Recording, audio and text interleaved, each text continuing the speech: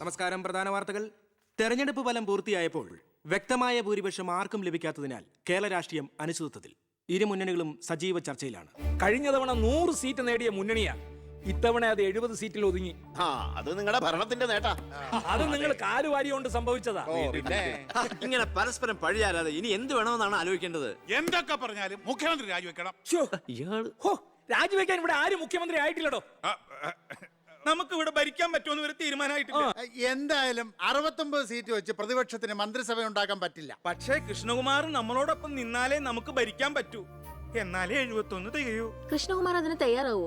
Seat കൊടുക്കാത്തതിന്റെ ദേഷ്യം കാണില്ലേ? ഞാൻ ഇതിനെക്കുറിച്ച് അവനോടൊന്ന് സംസാരിച്ചു. അവൻ ഇങ്ങോട്ടൊന്ന് വരാമെന്ന അർത്ഥസമ്മതം മൂളിയിട്ടുമുണ്ട്. മേനോൻ മത്സരിക്കണ്ട, മോൻ മത്സരിച്ചാ മതിയെന്ന് ഈ മേനോനോട് ഞാൻ 100 വട്ടം പറഞ്ഞതാ. താൻ കേട്ടില്ല?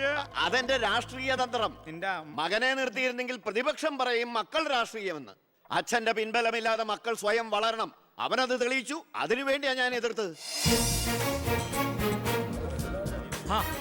വരണം വരണം വരണം.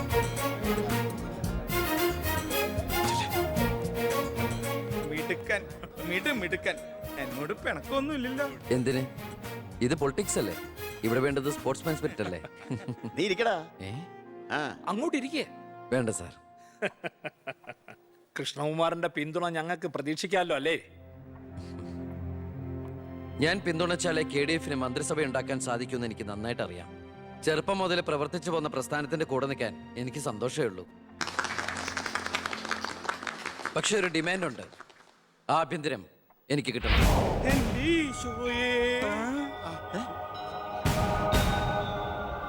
ഞാൻ ആ കാര്യം പറയാനിരിക്കായിരുന്നു. Home minister ആകാനോ? അത് നടപ്പില്ല. മന്ത്രി ആകണമെങ്കിലേ വകുപ്പിനെ കുറിച്ച് അറിയണം, പ്രവൃത്തി വരികയോ വേണം. ആരതൊക്കെ പഠിച്ചിട്ട് ഇവിടെ മന്ത്രിയാണത്? ദിവാരേട്ടൻ ഗതാഗത മന്ത്രിയായിട്ട് ഇരുന്നിട്ടില്ലേ? പണ്ടങ്ങോ ബസ്സിൽ കയറിയതാണോ പ്രവൃത്തി പരിചയം? വണ്ടി ഓടിക്കാൻ അറിയോ ദിവാരേട്ടന്? വേണ്ട. ആക്സിലേറ്റർ ക്ലച്ചും ബ്രേക്കും തിരിച്ചറിയോ? ഇല്ല. ഇതായിരിക്കണേ കിഴിപ്പുള്ളി സാറ്. പണ്ട് വിദ്യുച്ഛക്തി വകുപ്പ് കൈകാര്യം ചെയ്തിരുന്ന ആളല്ലേ? ഒന്ന് ചോദിച്ചോട്ടെ, ഈ വിദ്യുച്ഛക്തി എങ്ങനെ ഉണ്ടാക്കുന്നേ? പറയട്ടാ. അത് വെള്ളത്തിന്ന് ആണോ? പിന്നെന്താ വെള്ളത്തിൽ തൊട്ട ഷോക്ക് അടിക്കാത്ത? പറയാൻ അതൊക്കെ എന്തിനാ നമ്മൾ അറിയുന്നേ? സ്വിച്ച് ഇട്ടാ കറണ്ട് വരുന്നുണ്ടോ? അത് മാത്രം അറിഞ്ഞാ മതി. അതറിയില്ല. യവൻ പറയുന്നതിലും കാര്യമുണ്ടെന്നേ. പിന്നെന്താ ഷോക്ക് അടിക്കാത്ത? നമ്മളെന്തിനാ വല്ലവന്റെ കാര്യം ആലോചിച്ച് തല ഉണ്ടാക്കുന്നേ? ഏതൊരു ജോലിക്കുണ്ട് യോഗ്യത ടെസ്റ്റ്. സത്യത്തിൽ മന്ത്രിയാകാനും വേണം ഒരു പരീക്ഷ. ഈ IAS IPS ഒക്കെ പോലെ IIPS, Indian institute of political science, അത് പഠിക്കണം. അല്ലെങ്കിൽ വേണ്ട. മിനിമം യോഗ്യത 10ാം ക്ലാസ് പാസ്സാവണമെന്ന് പറഞ്ഞാൽ ഇവിടെ ഇരിക്കുന്ന പലരും ഓടിപ്പോണ്ടി വരും. ഈ തെരഞ്ഞെടുപ്പ് എന്ന് പറയണത് തന്നെ ഒരു പരീക്ഷയാണ്. ആ പരീക്ഷ പാസ്സായവർക്ക് മാത്രമേ മന്ത്രിയാവാൻ പറ്റൂ. അതൊരു പരീക്ഷയല്ല സാറേ, പരീക്ഷണമാണ്. ഇവനെങ്കിലും ശരിയാവോ എന്നുള്ള ജനങ്ങളുടെ പരീക്ഷണം.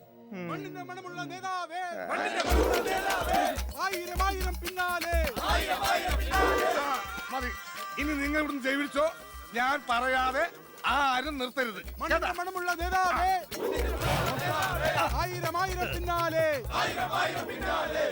എന്തിനാ ഇങ്ങനെ ഓരോന്നിനെ സൃഷ്ടിക്കണേ? അപ്പൊ സാറേ, എന്റെ കക്ഷി മത്സരിച്ച 3 സീറ്റിലും ഞങ്ങൾ വിജയം കണ്ടെത്തി കഴിഞ്ഞു.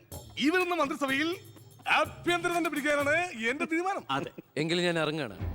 അയ്യോ പോകല്ലേ, നമുക്ക് ചർച്ച ചെയ്യാം. എന്റെ തീരുമാനത്തിൽ മാറ്റൂല. ഇല്ലെങ്കിൽ വീണ്ടും ഒരു ഇലക്ഷൻ നേരിടാൻ അല്ല, തയ്യാറാണ്. ഞാൻ പറയുന്നു കേക്ക്. തിരക്ക് വേണ്ട, നിങ്ങൾ സമയമെടുത്ത് ആലോചിച്ചിട്ട് മതി. അവൻ പറഞ്ഞതിൽ ഒരു തെറ്റുമില്ല. ആഭ്യന്തരം അവന് തന്നെ കൊടുക്കണം. ആഭ്യന്തരം വിട്ടിട്ട് കാലിരിക്കില്ല. അഭ്യന്തരം എന്ന് പറയാൻ തനിക്ക് എന്ത് യോഗ്യതയാണോ ഉള്ളത്? മന്ത്രിസഭ ഉണ്ടാക്കാൻ അവൻ വേണം. കൃഷ്ണകുമാർ തനിക്കറിയോ? എന്നെ ഒന്നുകൂടെ വന്നേ. അവൻ പണങ്ങി പോയതാണോ? കാര്യം കാണാൻ കഴുതക്കാരും പിടിക്കണം. ഞാൻ ആരുടെ കാല് പിടിക്കണം പറഞ്ഞേ? തന്റെ കാല് പിടിക്കണം, തന്റെ മോന്റെ കാല് പിടിക്കണം. ഞാൻ ആരുടെയും പിടിക്കാൻ തയ്യാറാ. ഒന്നുകൂടെ ആലോചിച്ചിട്ട് പോരെ പക്വതയില്ലാത്ത ഒരുത്തന്റെ കയ്യിൽ ആഭ്യന്തരം കൊടുക്കാൻ. അവന്റെ പിറകിൽ ഞാനില്ലടോ. അവനെ മുന്നിൽ നിർത്തി ഞാൻ ഭരിക്കും. ആരൊക്കെ എന്തൊക്കെ പറഞ്ഞാലും ആഭ്യന്തരം ഞാൻ വിട്ടു തരില്ല. തനിക്ക് കൈയിട്ട് വരാൻ പറ്റിയ ഒരു വകുപ്പ് തന്നാ പോരെ? തരാം. എങ്കിൽ വനം മതി. നമുക്ക് സാവധാനം വെളുപ്പിച്ചെടുക്കാം. അതിന് യോഗ്യതയിലൊന്നും മാത്രം ആരും പറയരുത്. കാരണം ഞാൻ കാടിന്റെ മകനാണ്. കൃഷ്ണകുമാറായ ഞാൻ നിയമം വഴി സ്ഥാപിതമായ ഭാരതത്തിന്റെ ഭരണഘടനയോട് ഒരു മന്ത്രി എന്ന നിലയിൽ എന്റെ കർത്തവ്യങ്ങൾ വിശ്വസ്തയോടെ മനസാക്ഷിയെ മുൻനിർത്തി നിർവഹിക്കുമെന്നും B. കൃഷ്ണകുമാർ ആഭ്യന്തരമന്ത്രിയായി സത്യപ്രതിജ്ഞ ചെയ്ത് അധികാരമേറ്റു. ഗവർണർ നരേന്ദ്ര ഷെറാവത്ത് സത്യവാചകം ചൊല്ലിക്കൊടുത്തു. തൊമ്മൻ ചാക്കോ മന്ത്രിസഭയിലെ ഏറ്റവും പ്രായം കുറഞ്ഞ മന്ത്രിയാണ് B. കൃഷ്ണകുമാർ.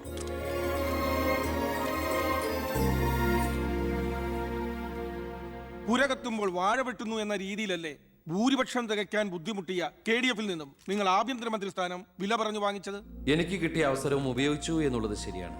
അത് പക്ഷേ എന്റെയും കുടുംബത്തിന്റെയും സാമ്പത്തിക ഭദ്രത അരക്കെട്ട് ഉറപ്പിക്കാനോ അധികാര ദുർവിനിയോഗത്തിനോ അല്ല, മറിച്ച് എനിക്ക് കിട്ടിയ ഈ അധികാരം ജനനന്മയ്ക്കായി വിവേകത്തോടെ ഉപയോഗിക്കാനാണ്. അച്ഛനെതിരെ മത്സരിച്ചപ്പോഴുണ്ടായ മാനസികാവസ്ഥ? ഞാൻ അച്ഛനെതിരായിട്ടല്ല, അച്ഛന്റെ രാഷ്ട്രീയ നയങ്ങൾക്കെതിരെയാണ് മത്സരിച്ചത്. രാഷ്ട്രീയം വ്യക്തിനിഷ്ഠമല്ല. അച്ഛനെ തോൽപ്പിച്ചപ്പോൾ എന്തു തോന്നി? ഞാനല്ലോ തോൽപ്പിച്ചത്, ജനങ്ങളല്ലേ. രാഷ്ട്രീയക്കാർ കൊള്ളരുതായ്മ കാണിച്ചാൽ വോട്ടിങ്ങിലൂടെ പുറത്താക്കാൻ ജനങ്ങൾക്ക് അവകാശമുണ്ട്. അപ്പോൾ താങ്കളുടെ അച്ഛൻ ശ്രീ ബാലഗംഗാധര മേനോൻ ഒരു കൊള്ളരുതാത്തവരും അഴിമതിക്കാരും ഒക്കെ ആണെന്നാണോ ബഹുമാനപ്പെട്ട മന്ത്രി പറയുന്നത്? ഞാനൊരു വ്യക്തിയല്ല ഉദ്ദേശിച്ചത്. അച്ഛൻ കുറ്റവിമുക്തനാണെന്ന് തെളിയിക്കപ്പെട്ട താങ്കൾ ഈ മന്ത്രിസ്ഥാനം ഒഴിഞ്ഞ് അദ്ദേഹത്തിന് വീണ്ടും ഒരു അവസരം നൽകുമോ? അച്ഛൻ നിരപരാധിയാണെന്ന് തെളിഞ്ഞാൽ പാർട്ടി ആവശ്യപ്പെട്ടാൽ എന്റെ മന്ത്രി പദവിയും MLA സ്ഥാനവും ഉപേക്ഷിക്കാൻ ഞാൻ തയ്യാറാണ്. കുറച്ച് സമയം, ഒരുപാട് കാര്യങ്ങൾ. അപ്പോ നമുക്ക് വീണ്ടും കാണാം.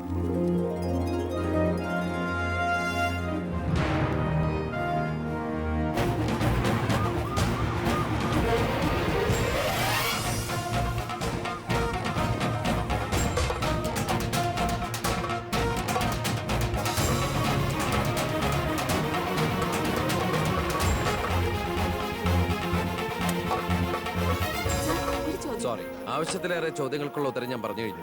ഇനിയും ആവർത്തിച്ചാൽ വെറും വാചക കസർത്ത് നടത്തുന്ന ഒരു ഹോമിൻസ്ട്രൈ പോകും ഞാൻ. പ്ലീസ് പ്രവർത്തിച്ച് കാണിക്കാനുള്ള സാവകാശം തരൂ. അപ്പൊ പിന്നെ കാണാം.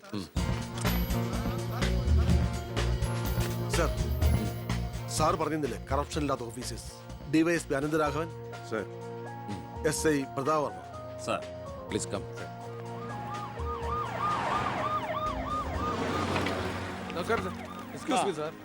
ഈ മന്ത്രിസഭ കാലാവധി പൂർത്തിയാക്കൂ. ക്യാബിനറ്റ് മീറ്റിംഗ് കഴിഞ്ഞിട്ട് പറയാം. 5 കൊല്ലം ഞാൻ ഇവിടെ ഉണ്ട്.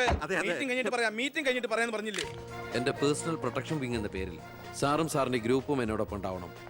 അത് പക്ഷെ എന്നെ പ്രൊട്ടക്ട് ചെയ്യാൻ വേണ്ടിയിട്ടല്ല, ഈ നാടിനെ പ്രൊട്ടക്ട് ചെയ്യാൻ എനിക്ക് നിങ്ങൾ ആവശ്യമാണ്. എന്നെക്കാൾ ഉയർന്ന റാങ്കുള്ള എനിക്ക് കമ്മ്യൂണിക്കേറ്റ് ചെയ്യാൻ എളുപ്പം സാറുമായിട്ട്. പണ്ട് ലാത്തി ചാർജുകൾക്കിടയിൽ സാർ പലവട്ടം എന്നെ ലാത്തിയുമായിട്ട് പരിചയപ്പെട്ടിട്ടില്ലേ സാർ? അതല്ല സാർ, പിന്നെന്താ സാർ? ഒരു റിക്വസ്റ്റ് ഉണ്ട്. യെസ്. സാർ ഇനി എന്നെ സാറേന്ന് വിളിക്കരുത്. ഒരു മന്ത്രിയായെന്ന് കരുതി പെട്ടെന്ന് അപ്പനെ കയറി അവസരപ്പെട്ടാന്ന് വിളിക്കാൻ പറ്റുമോ? ഞാൻ സാറേന്ന് വിളിച്ച് ശീലിച്ചു പോയി. നാവ് അങ്ങനെ വഴങ്ങും സാറേ. Good morning. ആ അയ്യർ സാർ, ഇവരുടെ പുതിയ പോസ്റ്റിംഗിന്റെ കാര്യം ഞാൻ DGയോട് ഇൻഫോം ചെയ്തിട്ടുണ്ട്. Please take necessary steps. Okay. Hello, ഞാൻ പൗത്രനാ. നിന്റെ സത്യപ്രതിജ്ഞ ഞാൻ TV കണ്ടു. ഒരു യുവാവ് ഹോം മിനിസ്റ്റർ ആയിട്ട് നീ ശരിക്കും ഷൈൻ ചെയ്ത് കേട്ടോ. ആരുടെയെങ്കിലും മുമ്പിൽ ഷൈൻ ചെയ്യണമെന്ന ഉദ്ദേശത്തോടെയല്ല ഞാൻ മന്ത്രിയായത്. പിന്നെ ഞാൻ നിന്റെ പെങ്ങടെ പേരിൽ ഒരു എസ്റ്റേറ്റ് വാങ്ങിയില്ലായിരുന്നോ? ഇവിടെ ഇപ്പൊ തേങ്ങയിടിയിൽ നടക്കുക. ഈ ഏരിയയിൽ കള്ളന്മാരുടെ ഭയങ്കര ശല്യമെന്നാണ് നാട്ടുകാർ പറയുന്നത്. നീ ഒരു 10-20 പോലീസുകാരെ ഇങ്ങോട്ട് ഏർപ്പാടാക്കണം. അവരെ നിക്കട്ടെന്ന് കാവലിന്. അളിയന്റെ തേങ്ങയ്ക്ക് പ്രൊട്ടക്ഷൻ തരാനുള്ളതല്ല കേരള പോലീസ്. അവർക്ക് വേറെ ജോലിയുണ്ട്. മിസ്റ്റർ പവിത്രന് വേറെ എന്തെങ്കിലും പറയാനുണ്ടോ?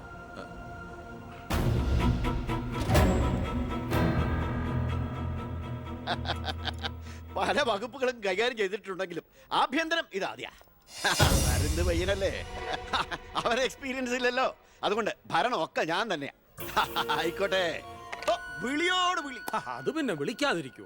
സാറിന്റെ ലഗ്നം അപാരം. ഇനി അങ്ങോട്ട് ശുക്രദേശയാ. തട്ട് ചെണ്ടയ്ക്കും തുട്ടുപാരാർക്കും. അങ്ങനെ ഞാൻ ഉദ്ദേശിച്ചത് മന്ത്രിയായതിന്റെ ചെണ്ടോട്ടും ആഘോഷവും. ഇരിക്കേ അച്ഛാ, ഒരു മിനിറ്റ്. അനുഗ്രഹം മേടിക്കാനായിരിക്കും. ആയിക്കോട്ടെ ആയിക്കോട്ടെ. അച്ഛൻ അവിടെ ഇരിക്കേ. ഇത് മന്ത്രിയുടെ കസേരയല്ലേ? ഇവിടെ ഇരിക്കേണ്ട ഞാൻ ഇവിടെ ഇരുന്നില്ലെങ്കിൽ അവിടെ പട്ടി കയറിയിരുന്ന് ഇറങ്ങി. ഞാൻ ഉദ്ദേശിച്ചത് ഒരു ബനാന ടോക്കാണ്.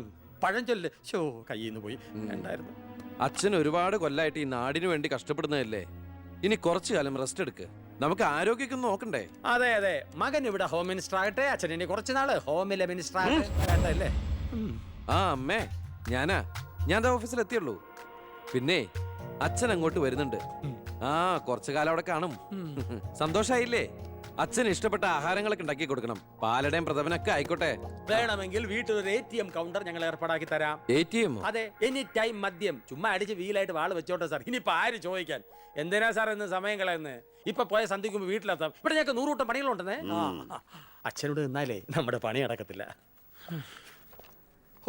എന്തൊക്കെ ആഗ്രഹങ്ങളായിരുന്നു. പോകുന്ന പോക്ക് കണ്ടില്ലേ? CPU പോയ കമ്പ്യൂട്ടറിനെ പോലെ. സാർ, കളക്ടർ ഗോപിനാഥൻ കാണാൻ വന്നിട്ടുണ്ട്. വെയിറ്റ് ചെയ്യാൻ പറയൂ. കുറെ നേരമായി വെയിറ്റ് ചെയ്യുന്നു സാർ. ആ കുറച്ചേരം കൂടി വെയിറ്റ് ഇട്ടയ്യർ സാറേ. Okay sir. ഇയാൾ ആരാ? സ്വാമിനാഥൻ അയ്യർ, M.Com LLB, എന്റെ PA. അയ്യോ അപ്പൊ ഞാനോ? താൻ വേറെ 8ാം ക്ലാസ്സും കുസ്തിയില്ല. അപ്പൊ എന്റെ പോസ്റ്റ് എടോ, നിന്ന നിൽപ്പിൽ മറുകണ്ഠം ചാടിയ തന്നെ ഞാൻ എങ്ങനെ വിശ്വസിക്കാനാ? ഇനി തിരികെ അങ്ങോട്ട് ചെന്ന് അവിടെ വിശ്വസിക്കില്ല. അതെന്റെ കുറ്റമല്ല. അപ്പൊ ഞാൻ എന്ത് ചെയ്യും? ആ താനെന്തെങ്കിലും ചെയ്യും. അയ്യോ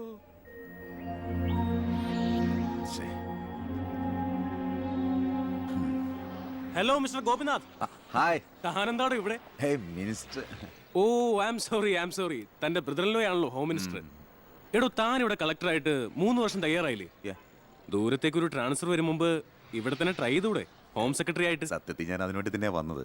പക്ഷെ അളിയനകത്ത് ഭയങ്കര തിരക്ക്. Anyway okay then best of luck. Thank you. കഷ്ടം. മണിക്കൂർ 2 ഞാൻ കാത്തു നിൽക്കുന്നത്. എന്തൊരു തിരക്കായിരുന്നളിയാ. കേറിയപ്പോ തന്നെ ഇങ്ങനെ അളിയെ ഫയലിലേ അളിയനും അച്ചമ്മയ്ക്കും വീട്ടില്. ഇത് ഹോം മിനിസ്റ്ററുടെ ഓഫീസാണ്. Call me sir. അങ്ങനെ വിളിക്കണമെന്ന് ഞാൻ പറയില്ല സർ. എന്തായാലും വിളിച്ചു പോയില്ലേ, ശീലായിക്കോട്ടെ. കണ്ടിന്യൂ ചെയ്തോളൂ. Anything official? No sir. Official meeting with collector scheduled at tomorrow 10:30 AM. Okay. So see you tomorrow. Sir. സാറിന്റെ അമ്മായച്ചനല്ല ഇപ്പൊ മന്ത്രി, അളിയനാ. അളിയനാള് സ്ട്രൈറ്റാ, വെളച്ചിലൊന്നും നടക്കുകയല്ല. എനിക്കിട്ടും കിട്ടി തട്ട്. വിട്ടോ എന്തൊരു സ്ട്രിക്റ്റ്.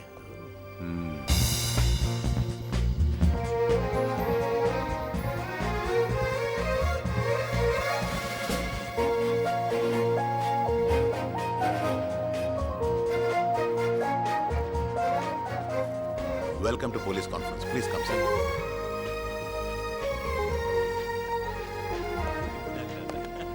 അളിയനെത്തി.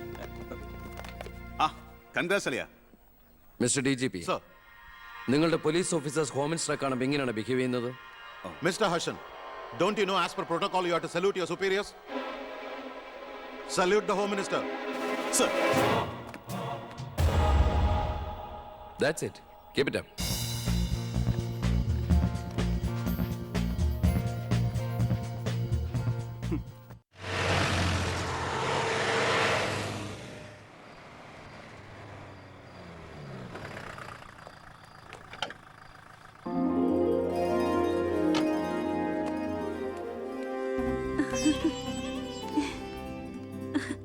ഏട്ടാ, അമ്മേ, എന്താടി? വാ മോനെ.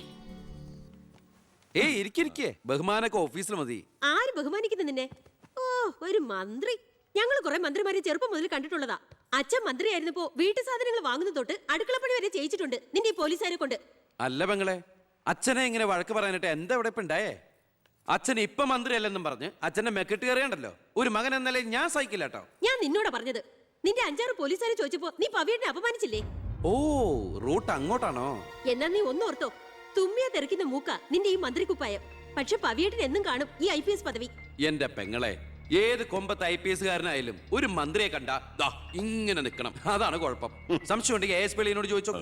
എന്റെ പവിയളിയാ, പെങ്ങൾക്ക് ഈയിടെയായിട്ട് പൊതുവിജ്ഞാനം വളരെ വളരെ കുറവായിട്ട് വന്നോ? ആ, എവിടെയായിരുന്നു? ഞാൻ നിന്നോട് 2 ചോദിക്കണമെന്ന് വിചാരിച്ചിരിക്കായിരുന്നു. എന്റെ ഭർത്താവ് നിന്നെ സാറേന്ന് വിളിക്കണം അല്ലേടാ? അയ്യയ്യേ, എന്താ അളിയന്മാരൊക്കെ ഇങ്ങനെ കൊച്ചുകുട്ടികളെ പോലെ ചീപ്പാവണേ? ഇതൊക്കെ വീട്ടിൽ വന്ന ഭാര്യമാരോട് പറഞ്ഞ അതിന്റെ മോശം നിങ്ങൾക്കല്ലേ അളിയന്മാരെ? എന്താ ASP ഞാനൊന്നും പറഞ്ഞിട്ടില്ല. അശ്ശോ, ഇപ്പൊ തന്നെ ഇവിടെ എല്ലാവരും മനസ്സിലാക്കില്ല അവിടെയും എന്തൊരു കഥയുണ്ടെന്ന്.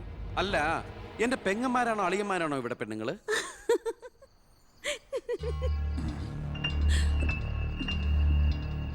അച്ഛാ, അച്ഛനെങ്കിലും ഒന്ന് പറഞ്ഞു കൊടുത്തൂടെ കുട്ടികൾക്ക് ഓഫീസ് വേറെ വീട് വേറെ എന്ന്? എന്നെ മന്ത്രി കസേരയിൽ എഴുതിപ്പിച്ചു വിട്ടവൻ എന്നോട് മിണ്ടാൻ വരണ്ട. ഞാനല്ലോ എഴുന്നേപ്പിച്ചു വിട്ടത്, ജനങ്ങളല്ലേ. അച്ഛൻ ഇനിയെങ്കിലും മനസ്സിലാക്കണം, പൊതുജനം കഴുതയല്ലെന്ന്. അതെങ്ങനെയുണ്ട് അളിയന്മാരെ? എല്ലാരും പോവാണോ? നീ ഉച്ചയ്ക്ക് ഊണ് കഴിക്കാൻ വരുമെന്ന് കരുതി നിനക്ക് ഇഷ്ടപ്പെട്ട പാൽപ്പായസം വരെ ഞാൻ ഉണ്ടാക്കി. അമ്മയ്ക്ക് അറിഞ്ഞൂടെ അമ്മേ മന്ത്രിമാരുടെ തിരക്കൊക്കെ? നീ ഇരിക്കെ. അതെ, ഇവിടെ ഇരുന്നാൽ എനിക്ക് ഇങ്ങോട്ട് ഇറങ്ങൂല അമ്മേ. ഇനി ഞാൻ ഇന്ത്യൻ പ്രധാനമന്ത്രി ആയാലും എനിക്ക് അടുക്കളയിൽ ഇരുന്നാലും ഇറങ്ങും. അതിന്റെ സ്വാദം വേറെ തന്നെയാ. അമ്മ ഇങ്ങോട്ട് വന്നേ. ഇവന്റെ ഒരു കാര്യം.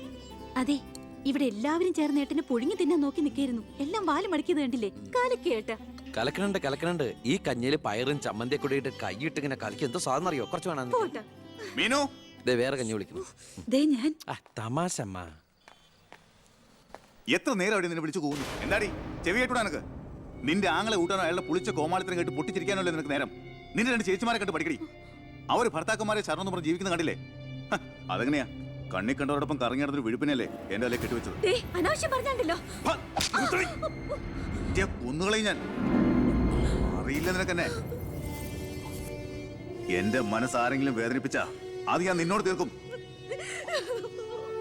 അളിയ ഒരു മിനിറ്റ് ഒന്നും കൂടെ ഞാനെന്താ പറയണോന്ന് വിചാരിച്ചല്ലോ. കഞ്ഞി കുടിച്ചോണ്ടിരിക്കും. എനിക്കെന്തേലും ദേഷ്യം തോന്നിയാ വിഷമം തോന്നിയാ ഞാനത് നേരിട്ട് തീർക്കും. മേലാൽ ഇത് ആവർത്തിക്കരുത്. എന്താണ് അവിടെ ഒരു ശബ്ദം കേട്ടത്? വിഷു ഒക്കെ ആവാറായില്ല അമ്മ. ഞങ്ങൾ വെറുതെ പടക്കം പൊട്ടിച്ചളിച്ചാ. ഗുഡ് നൈറ്റ് അളിയ. അമ്മ ചെന്ന് കഞ്ഞി കുടിക്കേ.